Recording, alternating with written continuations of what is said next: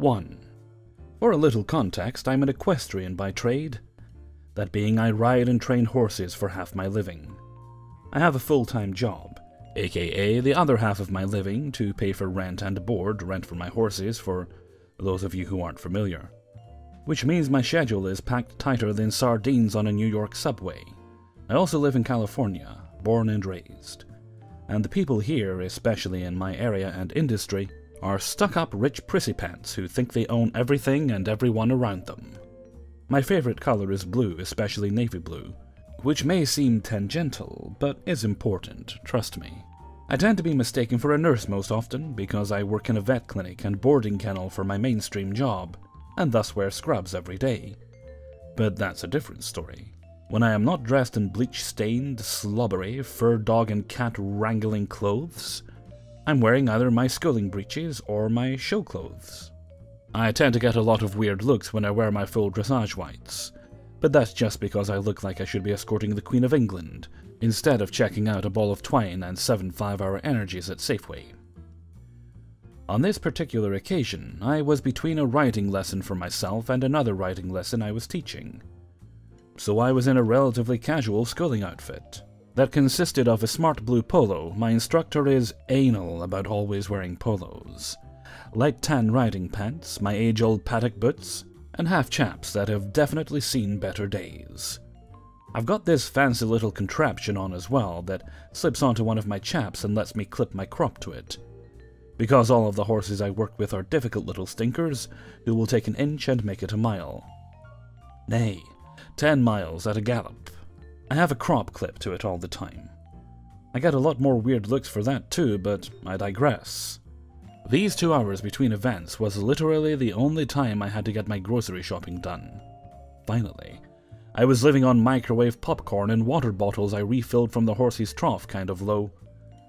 I think my cupboards echoed for a couple of days. So I go to Walmart because I'm a horse owner and thus poor as dirt, not thinking about my choice of attire. All goes smoothly for about half the trip, and I've got a good cart full of the essentials plus some extra baking items for my friend's upcoming birthday. I'm standing in the baking stuff aisle, deliberating over double fudge cupcakes or strawberry cheesecake, when someone else enters from ahead of me. I notice I'm in the way and maneuver my cart to the side of the aisle to make room, casually barreling into one of those hanging racks that holds little things like spatulas or bendy straws, sending it cluttering to the ground. I apologize to it profusely, because I'm an idiot, and I think inanimate objects can hear me, and scooch my cart a little further forward so I have room to fix it. I hang it back up and put some of the lower items that had come off back on, and attempt to return to my shopping. I am still holding a box of graham crackers when I hear a throat clearing behind me. I have a small heart attack, as I do every time someone in public acknowledges my existence, and try to ignore it in the hope that I camouflage well enough with the blue graham cracker boxes. This is not successful. I turn when she clears her throat again. She is shorter than me. I'm 5'2" in my riding boots on a good day, and has curly, obviously fake red hair, curled around her head in what I call the old lady pom-pom. She's staring at me with green eyes that are magnified like 50 times through her tiny square bifocals. She sighs shortly when I make eye contact with her, briefly having caught my attention. We will call her Little Red. Where's your laundry detergent? I had no idea. I wash my clothes, like the broke-ass I am, at work, in the last load of laundry on my Sunday shifts when the clinic is closed and we don't go through enough towels to make a full load at the end of the shift. And don't worry, I got permission from my manager to do so, since I literally only wear my riding clothes at work on a regular basis, so my bit is really very small. And as long as I'm not prioritizing my stuff over the actual work laundry, it's all fine. Plus, it's good to wash horse dirty things in a washer that's already used to dog dirty things. I leave a couple bucks every so often to make up for the quarter cup of detergent I use once a week, but I haven't shopped for my own laundry detergent in over a year. I told her so in a shaky, admittedly pathetic voice. You work here, Little Red retorts, but you have no idea where your laundry detergent is. I don't work here, I reply, gripping my box of graham crackers like a shield in front of me. What do you mean, you don't work here? You're wearing the uniform, and I just watched you stock that display. Where's your name tag? Aren't you required to wear one on duty? I am, for the record, likely the most easily pushed over individual on the planet. I am working on setting and maintaining my boundaries, but for the most part I may as well get welcome tattooed on my forehead and lie in front of my door on any given day. At this point I am regretting my very life itself. And why the hell didn't I sign up for that grocery delivery crap? This is the reason I do not go into society. Oh no, I knocked it over and thought to put it back. I don't work here. I rush, hoping against hope. That will be enough to convince her of my innocence or non-employment. Of course, no such luck. Don't lie to me, young lady. I can see right through you. She jabs a knobbly finger at me, skipping straight to the good stuff. This is unacceptable customer service. I should speak to your manager about this. Where is your name tag? Now, when I get yelled at, I cry, I will admit it. It doesn't matter what you're yelling about or why. Raised voices immediately bring me to tears. My heart is pounding, and I can feel the tingle in my nose and see the floor getting blurry. I try to stutter out some response, but my dumb ass is all lost for words at this point. And I'm ready to literally leave my cart and run out of the store. I can survive on Kirkland's signature popcorn for another week. At this moment, the gods must have been smiling upon me, or perhaps felt pity for the poor mortal girl crying over nothing in the baking aisle of Walmart.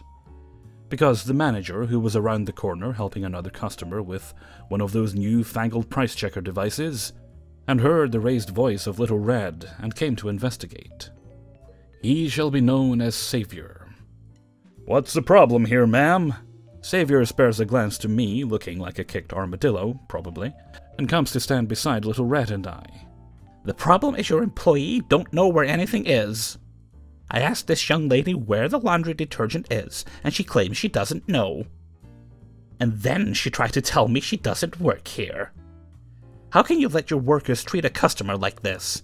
I come to this Walmart every week, and I have never been inconvenienced like this. It's unacceptable. Savior looks at me again, for a moment looks confused, but the patches on my knees and riding boots and crop thankfully registers to him in lightning speed. She doesn't work here, ma'am. Little Red sputters. She was so close to being right. She cannot be at fault. Time to turn this around. And you just let her walk in here and impersonate an employee? She rages.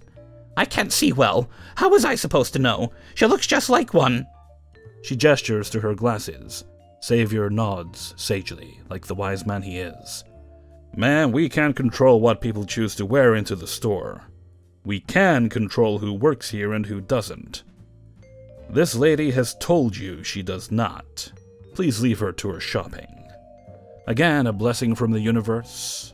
She is apparently fed up with the situation and huffs away in a blur of paisley, an old faux designer handbag, muttering loudly about ridiculous get-ups and can't believe it. Savior asks me if I'm okay, to which I think I responded to the affirmative, though I can't recall much after that, up until I had stared at my poor half-crushed box of graham crackers long enough to regain my faculties. The 2 or 3 other things I needed were abandoned, and I booked it to the registers as fast as humanly possible without looking like a deranged woman, keeping an eye out for Little Red, who I didn't see. Savior swooped in as I was checking out and gave me the store discount for my troubles. I hugged him, trying not to cry again, thanked him profusely, and hustled my ass back to my car, promising I would never, ever wear riding clothes to the store again. 2. I've worked retail for almost 10 years now. I'm going to tell you a few of my favorite stories from my many years. So when I was 18 or 19, I worked in a Kohl's department store. It sucked, but I worked customer service and I loved what I did. Anywho, at customer service I handle phone calls, returns, exchanges, and just general questions. So I was working at the register and a lady comes up with her 2 small children with a big cart of clothes. She tells me she left her 30% off coupon at home. I knew she was lying because there wasn't a 30% off coupon out back at the time. So I tell her without the coupon, the most I can do is 15% off. She says she's going to get her husband. Whatever. 10 minutes later she comes back with the husband, who is very angry. In a very thick Indian accent he says, "Why won't you give me my 30% off?" I calmly explain, "Sir, without the coupons I can't do anything. You can buy the stuff, go home, grab the coupon, bring it back, and we can then apply it to the purchase if you want." He, still being mad, goes, "No, I don't want to do that, give me the 30% off." I tell him no, because I could get fired and my job is worth more than saving him money. He then looks down at my counter and sees this pad of slips to sign up for email, and will send you a $5 off coupon. "What is this?" he asks. "Give us your email and we'll give you a $5 off coupon," I reply. So he fills it out, hands it to me, and then asks for his 30% off now. I tell him that's not how that works, and he proceeds to throw the whole pad at me, yelling, "Then what the fuck are these for anyways?" I, having lost my temper, shout back, "I told you what they were for, you're just not listening." He ended up leaving everything and dragging his wife and kids out of the store. Fuck that guy. Another story. So I worked at a Spencer's Gifts in my local mall. I was a key holder there. If you don't know what a Spencer's is, it's half clothing and jewelry, half party supplies. Light speakers, shot glasses, beer bongs. And at the very back we had an adult section with toys and lingerie. Anyways, this 17-year-old kid comes in and buys a lava lamp. At the register there is a sign that states we do not give cash back under any circumstances, and on the receipt it says the same thing. Also, if you pay with cash, the employee will tell you no cash refunds. So the kid buys a lava lamp and then leaves. About a week later he comes back. "Hey, I need to return this, here's my receipt." "Sorry man, you paid cash. I can give you a credit, or you can swap it, but that's all I can do." The kid just says never mind and leaves. A few hours later a woman comes in upset. I'm behind the register and I ask if I can help her. "Get me the manager." "Well, that's me. What seems to be the problem?" "I need to return this lava lamp my son bought."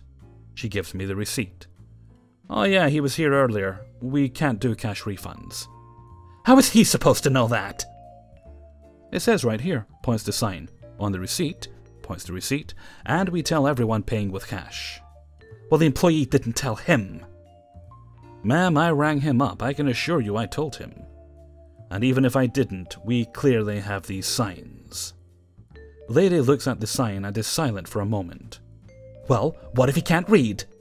I was actually speechless. Was she actually trying to tell me her 17-year-old kid couldn't read? "Ma'am, I'm sorry you're angry, but I can't help you." "I can't believe you would even allow him to buy this." "A lava lamp? There isn't an age limit on lava lamps." "Yeah, but it's the adult section. Don't you think he could have been looking at that stuff?" "I mean, he could have been, but all he got was a lava lamp." "Look, I'm not leaving till I get my cash back. If you can't do it, then get your regional manager in here now. I'm not leaving until I get cash back." I made an executive decision to just do it because I was tired of dealing with her, but seriously, who does that? 3. So I used to work at a drugstore, a pretty well-known drugstore, and I was a shift manager there for a few years. Frequent customers got to know me pretty well. They called me Smiles since I am a pretty happy person naturally, which helps me move up the ladder in almost any place I work. Friendliness goes a long way, I've learned, considering I was the youngest manager they've ever had in our entire area.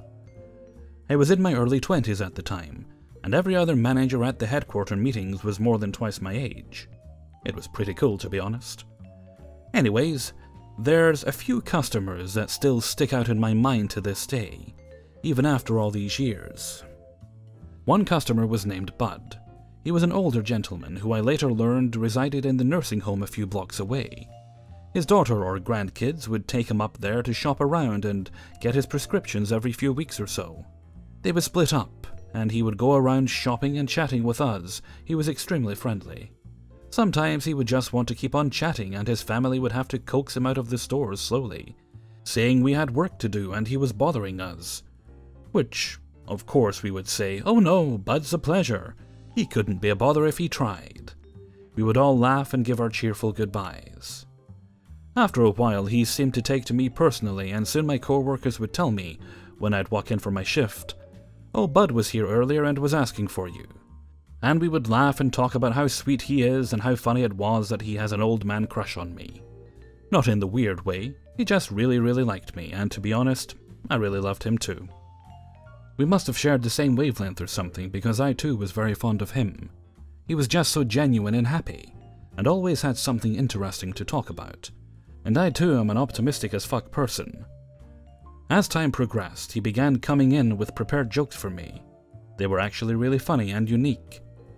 You know how sometimes people will tell you unsolicited jokes and you have to pretend to find them funny, and it would be weird and awkward. But no, Bud's jokes were always hilarious. At first, he would memorize them and relay jokes by memory, and they always made me genuinely laugh. They were the clever, unique kind. Nowhere near the racist, womanizing, dumb blonde type jokes at all. They were truly funny and clever. Sometimes they were long jokes with a storyline and a surprise ending. Others were the quick one-liners. Bud was always a bright light in a dark room. No matter what day you were having, he could always cheer you up. Eventually, he started typing them up on a computer I assumed was at the nursing home, and most likely the nurses helped him out. I can only imagine how much fun he was to have at that home, for the nurses and residents alike. I can only hope that one day I'm happy while so near the end of my life, and be so ridiculously cheerful. The papers he would give me would have my name written in cursive with pencil in the top margin. Sometimes he would staple a few papers together. It was so cute how much time he would put into it.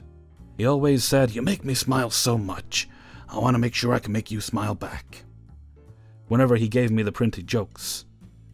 Sometimes I would come into work and knew Bud had been in there earlier, since there would be some papers in the office with my name on them, which Bud would leave with my co-workers for me. Always only for me. It was the cutest thing.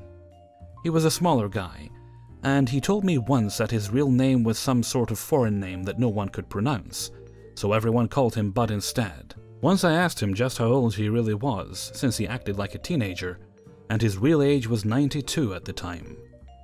I would never have guessed he was that old. He was so young at heart, it really shows. Being optimistic honestly makes you age well. And the name Bud definitely fit him to a T. He was such a good buddy. He just had one of those friendly, wise faces with bright eyes and always smiling. He usually wore some sort of button-up flannel or the likes, and jeans or khakis, suspenders, typical old guy stuff. A bit of scruff on his face from shaving every other day or so, and always had a newsboy cap on. And on the cap he had a lot of different pins, and amongst the war pins and flags was a lot of Betty Boop pins. He just loved Betty Boop.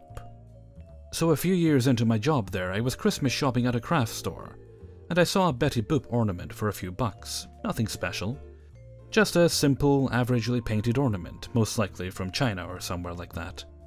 I thought, I should give this to Bud, just to show him that I really do sincerely think of him outside of work, as he clearly does me, with his jokes and all. So I bought it for a few dollars. I want to say it was like $3.50 or something similar, nothing crazy at all.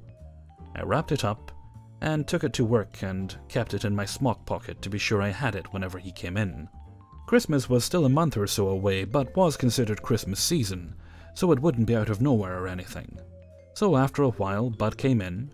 I'd almost forgotten about the ornament, but once I saw him, I thought, oh yeah, and got excited to give it to him. I was to the side of the counter, going through newspapers or some miscellaneous task, and he came up to say hello. He told me a few jokes, and we chatted for a few minutes, and then I said, "Hey Bud, I picked you up a Christmas present." And I pulled it out of my pocket. Before he even took it, he gasped and said, "A present? For me? Oh." He was genuinely surprised. "Yeah, for you, silly, who else?" I handed him the tissue-papered present. I didn't want to fully wrap it with Christmas paper since it was such a small trinket. I didn't want to seem over-egotistical over this little present, but I wrapped it in tissue paper and a small bow to make it presently. He slowly took it, and looked me in the eyes so gently. His demeanor was very different now. "Really? For me?" he said again. I chuckled. "Yeah, you. It's nothing crazy, I just saw it and thought of you." I smiled. He opened it up and slowly revealed the Betty Boop in her cutesy pose. He gasped again. He clutched his chest and looked at me, all smiles. It was like a child finally getting that bike he had asked Santa for. He took a few steps back in disbelief. He was utterly over the moon that I had picked this out for him. His hand still over his heart, he proclaimed quietly, "This is the nicest thing.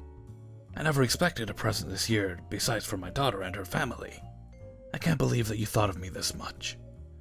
I was a little shocked at his utter joy and surprise, and inside, I felt bad that it was just a cheap little trinket, and now wished I had gotten him something even nicer. He was just so genuinely happy. He gave me a hug and a kiss on the cheek, and kept proclaiming, oh, I never expected this. Oh." He was lost for words. When he came back a few weeks later, he told me he hung it up in his room and he loves it so much. God, I miss Bud. This was years ago, and I imagine Bud has passed on by now. Right before I quit that job, I hadn't seen him for quite some time, and a co-worker who volunteered at that nursing home before taking the job at our drugstore said some of her friends who still volunteered there. I contemplated on visiting him, but decided against it. I don't know if he would want me to see him like that, and to be honest, I didn't want to see him like that either. I'm sure he would have enjoyed my visit, now that I'm older, looking back on it, but at the time something was telling me not to. I don't know what it was, but I just couldn't bear going to see him. I hope Bud is somewhere awesome, telling jokes, and spreading his love all around wherever he is. I will never forget my dear Bud. A few years after quitting that job, my friend and I started up a local arts and literature magazine that we handed out for free all over our city, and was very well received and lasted quite a few years. In every issue, we would dedicate a page in the back that we would fill with whatever we felt like. Sometimes ridiculous word scrambles, crosswords, coloring pages, short stories, etc. And one time, we had a page completely dedicated to him titled Bud's Jokes, and had some of my favorite jokes of his. We had paid subscribers as well, not only in our metro area, but across the USA and the world, and would mail copies of them in Portland, Iran, Germany, etc. It filled my heart with joy knowing that Bud and his jokes are across the world on shelves in living rooms, as our subscribers not only collected our magazines, but also bought backstock to complete their collection. So I know they will live on for quite some time, and to this day, years and years later, you can find a file in my filing drawer at home labeled Bud's Jokes, filled with all of his typed up and handwritten jokes he had given me. I will cherish them forever. Stay awesome, Bud. The world misses you. 4. This one happened back in 2014 when I was an assistant manager at GameStop, shortly after the release of GTA 5. I was helping out on the registers since it was pretty busy, and a guy walked in with 2 kids, maybe 5 or 6 years old each, and he told the kids to pick out a game. Nothing unusual there, parents like to treat us as their own personal babysitters. When they finally get to the register, it is obvious that the kids picked out GTA 5. As anyone who has worked at GameStop know, an ID is required for any M-rated games, especially when it is kids wanting to buy an M-rated game. So I politely ask for an ID, and their father says it's in the car, and that he will be right back. Once he comes back, he asked me why we needed to see ID. As per the company's regulations, I explain why, and that all M-rated games require ID, and let him know why the game is rated M. He shows me his ID, then turns to his kids and says, "We're going somewhere that won't check ID for a video game. Why bother going out to your car if you're just going to leave? Besides wasting the employees' time when they're busy." 5. When I was 17, I worked at a fast food restaurant. One day I was working the drive-thru and this lady had came through, and I was telling her how much her order had cost. While I was collecting her money, we had the following conversation. I'll be me and Crazy Lady will be Crazy Lady. "Hello ma'am, your total is $25. Is there anything else I can get for you?" Yeah, can I have a side of ranch? "Sure thing, that'll be 75 cents. I should mention that we have to charge people for any condiments that aren't ketchup or mustard. I know this is dumb, but it's the rules." What? You can't just give me one for free? "No, sorry ma'am. Our managers count every single condiment, and I will get in trouble if I give them away. Oh, okay, it's fine. You're doing such a great job. Thank you, ma'am, and I'm sorry about that. Yeah, you're doing a great job, you fucking asshole! It took me a minute to realize what just happened, and I just stared at her for a second. I'm sorry, ma'am? I've worked at one of these places before, and I know how these things work. You are just being a selfish asshole. I'm sorry, ma'am, there is nothing I can do. Don't fucking lie to me. At this point, I close the window so I can get her drink. And then, as I'm trying to hand her her drink, she yells again. Why did you close the window? Are you gonna go cry to your manager like a little fucking baby? It's at this point that I close the window and just walk away, because I'm so mad at this lady that I'm trying not to lose it. I can see her food is ready, so I ask the girl at the fry station if she can hand this lady her food because I don't want to talk to her. Keep in mind, this girl did not hear anything that has happened, and has no idea why I don't want to talk to her. Here you go, ma'am. You have a nice day. Fuck you too. Are you gonna cry too? Then this lady drove away and I never saw her again. It's crazy how some people get over not getting their ranch. Hey everybody, Hellfreezer here, and thank you very much for listening to Adventures in Fast Food and Retail, Subscriber Edition number 3. I think. I did check earlier, I'm fairly sure it's number 3. I'd also like to say big thanks to everybody who sent stories in for use in this video. If you have a story of your own you'd like to send in to me, regardless of genre, be it paranormal, true scary stories, you know what I do. Or even if it's something I don't do but you think it might be worth taking a look at, please do send it in. I will always find a home for it. I'm currently working on finding stories for bad friendships. I've got one recorded already, and that's simply because a subscriber had the story, they sent it in to me, and I quite liked it, so I'll be doing a video based on that, thanks to someone suggesting it. Okay, and with that, I think I'm going to head off for now. So until next time, thank you very much for listening, and take very good care of yourselves.